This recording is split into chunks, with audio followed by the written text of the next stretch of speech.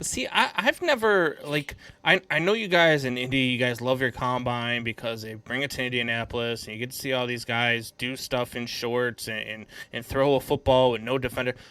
The combine doesn't tell you anything that game film does not tell you.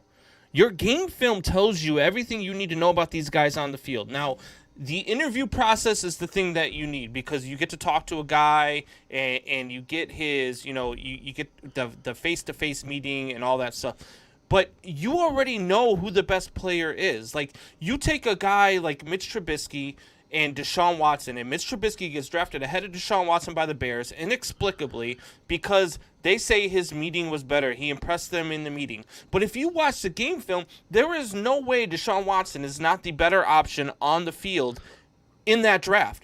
The combine doesn't really tell you how a player is going to perform on the field. What tells you that is the 4 years of game film that you get to watch of the kid play under pressure with a guy coming through the line untouched. How does he perform? How does he react? How does he adjust? How does he do this? How does he do that?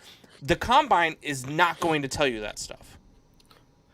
Well, in I think the combine, the combine is what separates you from your game film.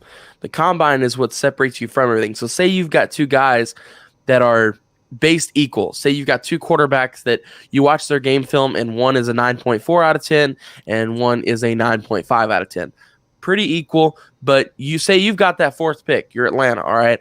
And it's a toss-up between Justin Fields and Zach Wilson. Say it is. Okay, and you're like, all right, I want to see their combine. I want to interview them, all that stuff.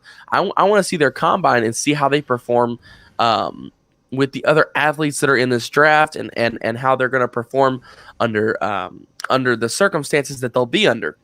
But they're not in those circumstances in the combine. They're in shorts with no rush, pass rush. They're in shorts. Zach Wilson and Justin Fields are thrown to guys who aren't in coverage. Who they say that they want to see how they're going to react with guys that are in this league as well. Well, then you know what? What I want to see at the combine is I want to see a guy, the best middle linebacker that's in this draft, and I want to see the best tackle that's in this draft, and I want to see the quarterback back there with the receiver, and just have them go one-on-one.